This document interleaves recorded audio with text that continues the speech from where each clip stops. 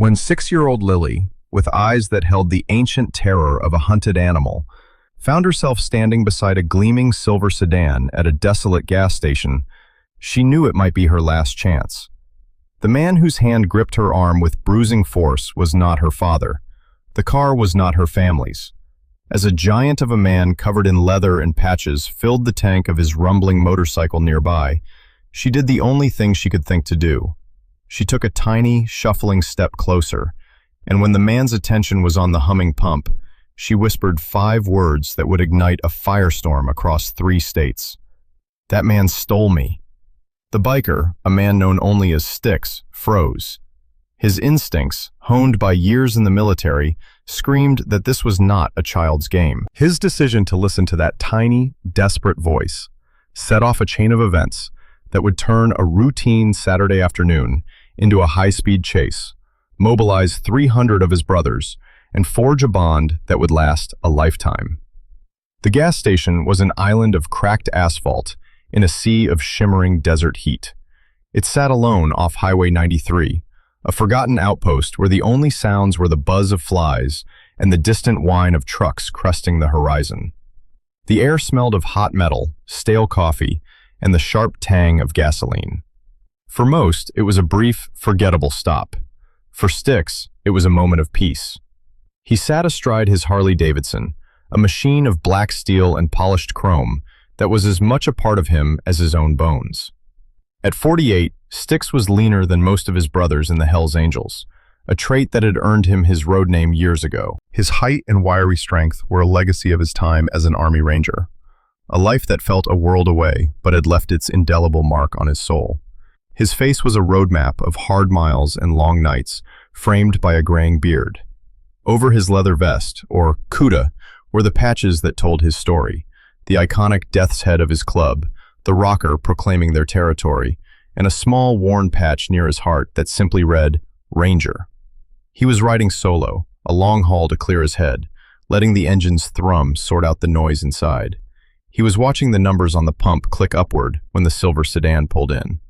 It was nondescript, a common rental model designed to be invisible, but Sticks, a man trained to see things that others missed, noticed the driver first. The man was in his late 30s, dressed in clothes that were just a little too neat for a long road trip.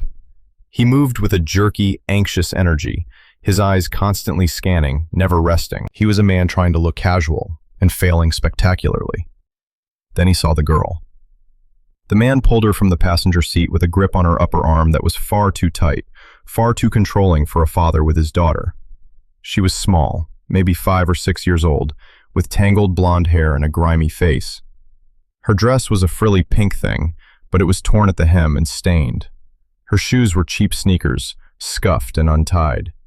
They didn't match the pristine interior of the sedan he glimpsed, or the man's pressed khakis. She stumbled slightly, her face a mask of weary fear. She did not cry or struggle. She just complied, her body pliant in a way that spoke of a spirit already being broken. Sticks felt the first cold prickle of unease. It was a feeling he had learned to trust implicitly in the dusty villages of Afghanistan. It was the whisper of wrongness, the subtle discord in an otherwise ordinary scene. He saw the way the girl's eyes darted around, not with the curiosity of a child, but with the desperate searching of a prisoner looking for an escape. He saw the way the man guided her toward the convenience store, his hand a cage around her small arm. He knew what a scared kid looked like. He had seen them in war zones, their eyes wide and vacant after witnessing horrors no child should ever see. This girl had those same eyes. This was not a grumpy child on a long car ride. This was a hostage. He finished fueling his bike, his movements slow and deliberate, his mind racing. He couldn't just confront the man. If he was wrong, he was just some intimidating biker harassing a family. But if he was right, a direct confrontation could get the girl hurt. He needed confirmation. He needed a signal. He needed to be sure. The man and the girl came out of the store a few minutes later. The man was carrying a plastic bag with a soda and a bag of chips. He didn't offer any to the child. She walked beside him, her head down, a tiny shadow of misery. As they passed the front of Sticks's motorcycle, the man fumbled with his keys, his back to the girl for a single critical second. It was all she needed. Her head snapped up, her terrified blue eyes locking directly with Styx's. There was no mistaking the plea in them. It was a silent scream that tore through the desert air. She took 1, 2, 3 tiny, shuffling steps toward him, closing the distance just enough. The roar of a passing semi-truck covered the sound for anyone else. "That man stole me," she whispered, the words a ghost of a sound, barely audible even to him. The world stopped. The buzzing flies, the humming pump, the shimmer of the heat, it all vanished. The only thing that existed for Styx in that moment was the face of that little girl and the 5 words that had just become his mission. His blood did not run cold, it turned to ice. The quiet observer on a peaceful ride was gone. In his place stood the ranger. He gave her the slightest, almost imperceptible nod. A soldier's acknowledgement. Message received. She saw it. A flicker of something, not hope, it was too early for that, but recognition passed through her eyes. She immediately shuffled back into place just as the man turned around, shoving the key into the car door. He hadn't noticed a thing. Styx swung his leg off his bike. His mind was a whirlwind of tactical calculations. He had to separate the girl from the man. He had to delay. He had to call in the cavalry. The man was opening the rear door of the sedan now, preparing to push the girl inside. Styx had seconds. He made his decision. There was no time for subtlety. With a grunt, Styx shoved his own motorcycle. The massive Harley, weighing over 800 pounds, crashed onto its side with a sickening crunch of metal on asphalt. It fell perfectly, its handlebars and engine guard blocking the sedan's driver's side door. It was a loud, violent, and disruptive act. The man spun around, his face a mask of fury and panic. "What the hell are you doing?" he yelled, his voice cracking with adrenaline. Styx held up his hands, feigning clumsiness. "Sorry, man. Lost my footing. Damn oil slick." He pointed to a non-existent spot on the ground, his eyes never leaving the man. He was assessing him, reading his reaction. The man wasn't just angry, he was terrified. His eyes darted from Styx to the blocked car door, to the girl, and then to the empty highway. He was a cornered rat. "Well, pick it up. You're in my way," the man snarled. Styx shook his head slowly. "Gonna be a minute. Threw my back out doing it. Old injury." He made a show of rubbing his lower back, his movements deliberately slow. Every second he bought was a second earned for the little girl. While the man seethed, Styx kept his body angled away, pulling his phone from his vest pocket. His fingers flew across the screen, his thumb muscle memory perfect from years of similar high-stress communications. It wasn't a call to 911. Not yet. The police were a tool, but they had procedures and protocols. He needed something faster. He needed the firestorm.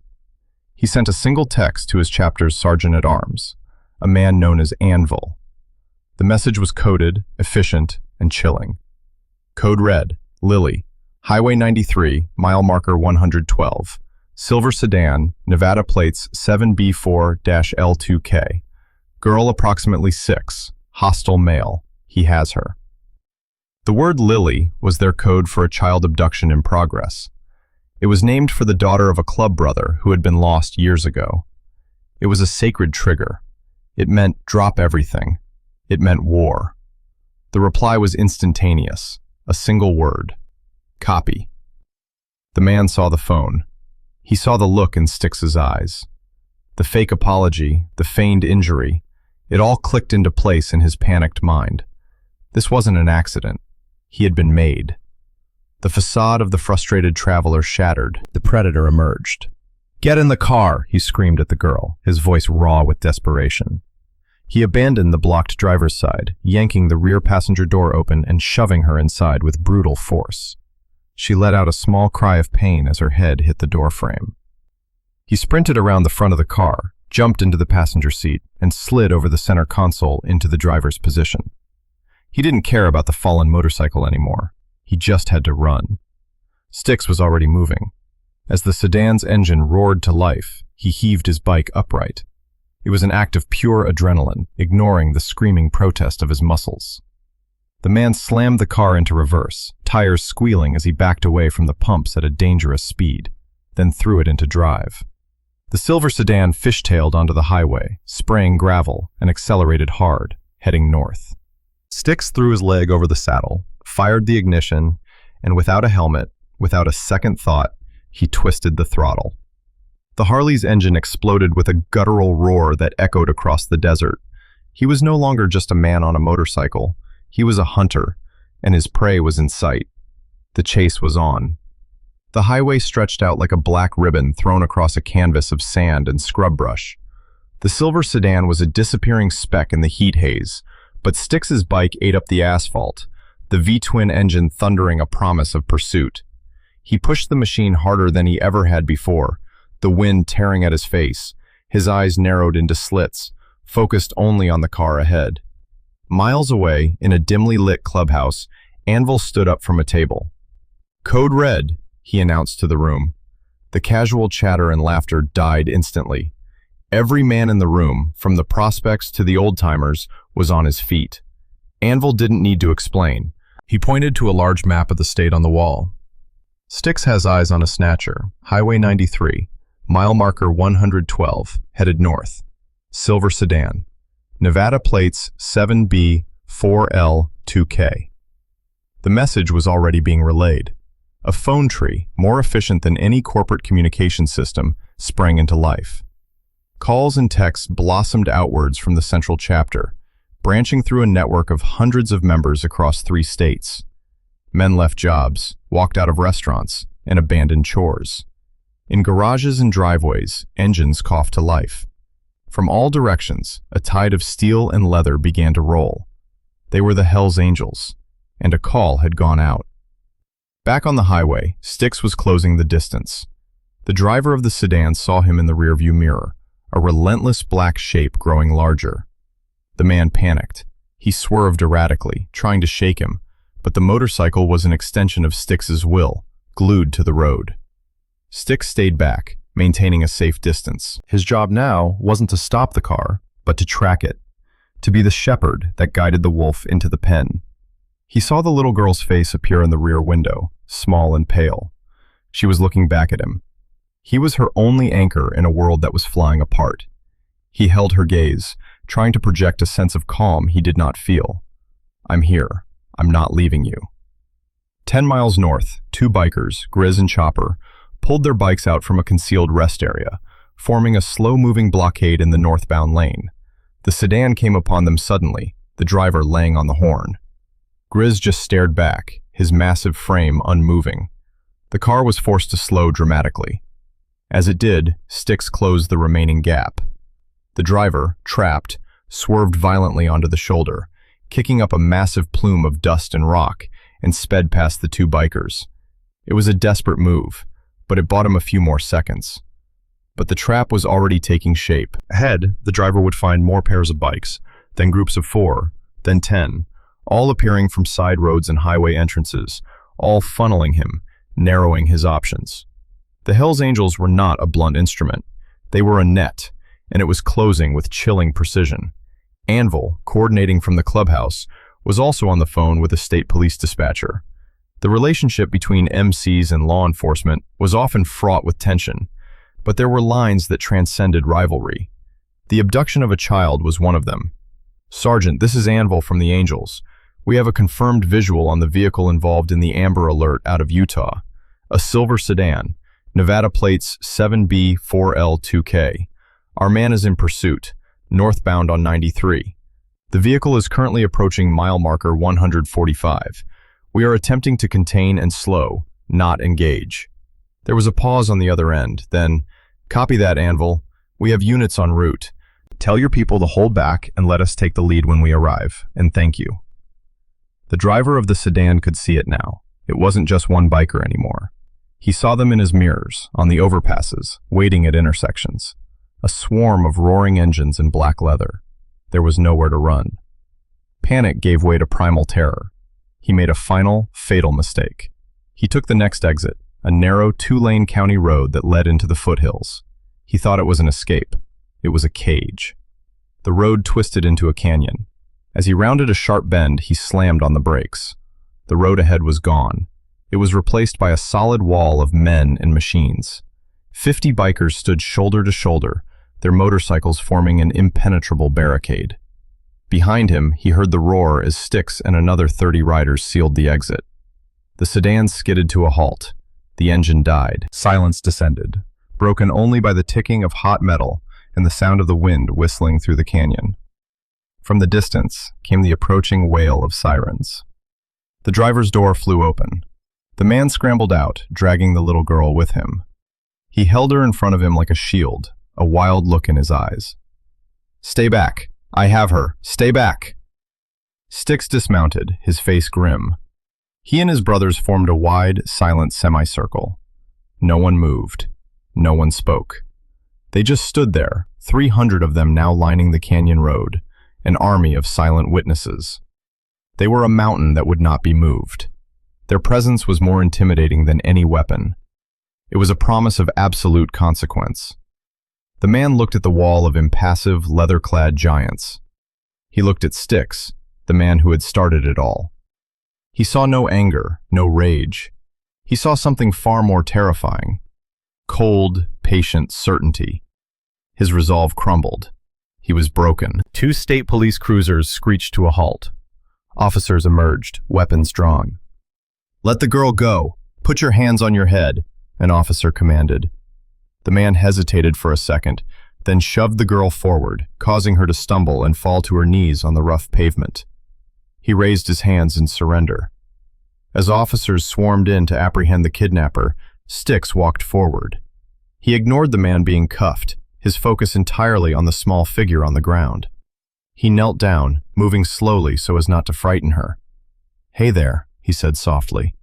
The little girl looked up, tears streaming through the dirt on her cheeks. She didn't say a word. She just launched herself into his arms, burying her face in his leather vest, her small body shaking with sobs. Styx wrapped his arms around her, holding her securely.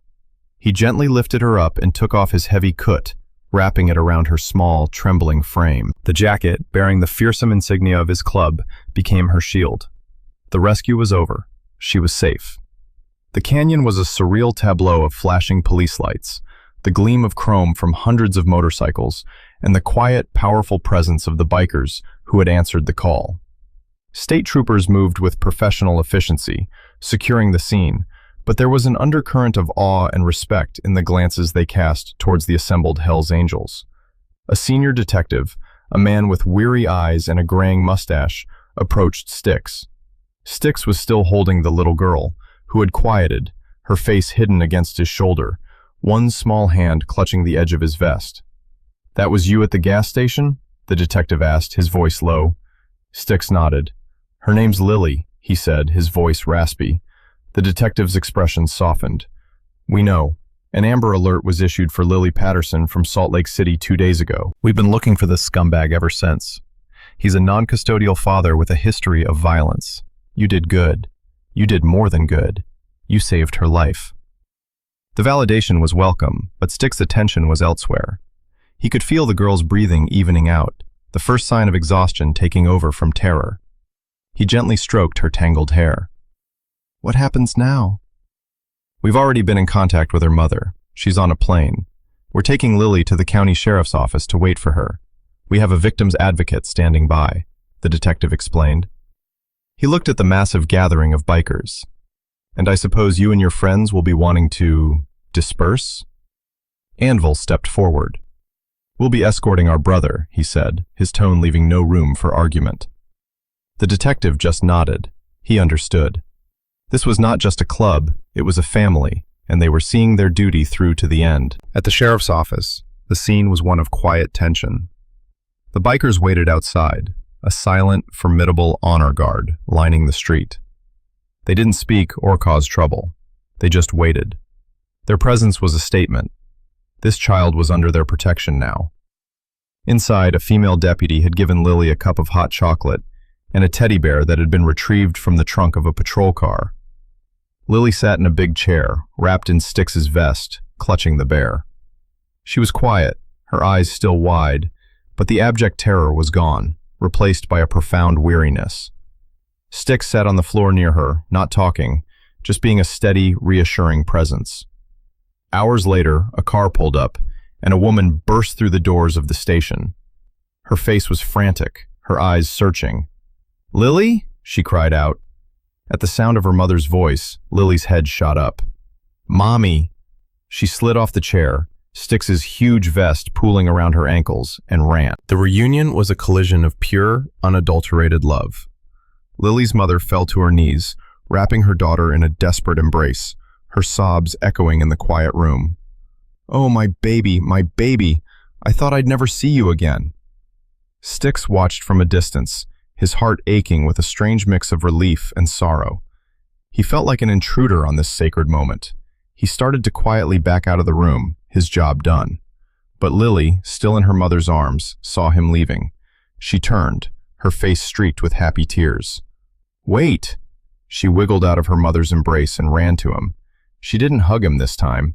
She just stood in front of him, looked up into his rugged face, and placed her small hand on his. "Thank you," she said, her voice clear and strong. "Thank you for seeing me. For seeing me." The words hit Styx harder than any punch ever could. In a world that had looked past her, that had seen nothing wrong, he had seen her. That was all that mattered. He crouched down to her level. "Always, kid," he managed to say, his voice thick with emotion. Lily's mother approached, her eyes filled with a gratitude so profound it was painful to witness. She looked at this giant, intimidating man covered in tattoos and the insignia of a notorious motorcycle club, and she saw only a savior. I don't know what to say," she stammered, tears flowing freely. "How can I ever thank you?" Styx just shook his head. He stood up and gently placed his hand on Lily's head. "No thanks necessary, ma'am. We look out for the little ones." He turned and walked out of the station, back into the company of his brothers, leaving the healing to begin. 5 years passed. The desert sun that had witnessed a desperate chase now shone down on a cheerful suburban park. The sound of children's laughter mixed with the crack of a softball bat. In the bleachers sat a man who, at first glance, seemed out of place. He was large and wore a simple black t-shirt that showed the faded ink of tattoos covering his arms. He watched the field with quiet intensity. It was Styx. Out on the field, an 11-year-old girl with a long blonde ponytail and a fierce look of determination stood at home plate. She swung hard, connecting with a sharp ping. The ball soared into the outfield. She dropped the bat and ran, her legs pumping, a joyful grin on her face as she slid safely into second base. She stood up, brushed the dirt from her uniform, and looked toward the stands. She caught Styx's eye and gave him a thumbs up. He smiled and gave her a slow, proud nod back. This was Lily. She was no longer a victim. She was a survivor. She was vibrant, confident, and full of life. The shadows in her eyes were long gone, replaced by a bright, intelligent sparkle. With her parents, she had become a youth advocate, speaking at schools about awareness and how to find help. She told kids to trust their gut and to know that there were helpers everywhere, sometimes in the most unexpected forms. The bond forged in a moment of terror at that gas station had never broken. It had transformed into a unique and powerful form of family. To Lily, the imposing biker was simply Uncle Styx. He never missed her birthday. Every Christmas, a large box would arrive from the Hells Angels chapter, filled with books, art supplies, and a new, ridiculously oversized teddy bear. Sewn onto the sleeve of her favorite denim jacket was a small, custom-made patch, a single lily flower embroidered below the words, "Iron Serpents," an honorary name given to her by the club. It was her badge of honor. Styx's intervention had sent ripples far beyond one little girl's life. The story of the Lily Run, as the members called it, had become club legend. It inspired something new. Anvil and the chapter leadership, moved by the event, had decided to channel their formidable organizational power for a greater good. They established the Guardian Run, an annual charity motorcycle ride. Every year, thousands of bikers from chapters all over the country would converge and ride, not in a show of force, but in a display of solidarity. The event raised hundreds of thousands of dollars for the National Center for Missing and Exploited Children. Each run began with the same tradition, a moment of silence, followed by the story of a brave little girl at a gas station and the biker who saw her. The event had changed the public perception of the club in their region. They were still feared by those who crossed them, but they were also respected as fierce guardians of the innocent. They were proof that a heart of gold could beat beneath a vest of worn leather. As the softball game ended, Lily ran over to the bleachers, her face flushed with excitement. "Did you see my hit, Uncle Sticks? It was a double." "I saw it," he said, his voice rumbling with affection as he ruffled her hair. "You were flying around those bases. You're getting fast." "I have to be," she said with a serious look, "so I can always run to the good guys." He looked at this incredible young woman, so full of hope and strength, and felt a profound sense of peace. His life of hard miles and harsh realities had led him to that gas station for a reason. He had been the right person in the right place at the right time. It's a simple lesson, one that is easy to forget in a busy world. It's the lesson of paying attention. It's about seeing the subtle signs of distress that others might miss. It's about trusting that cold feeling in your gut that tells you something is deeply wrong. One person's courage to act, to intervene, can be the signal that mobilizes a community. It can be the first domino that leads to a rescue, that saves a life, that turns a story of horror into one of hope. Because sometimes, the most heroic act is simply to see someone who feels invisible, and to listen to a whisper that the rest of the world cannot hear.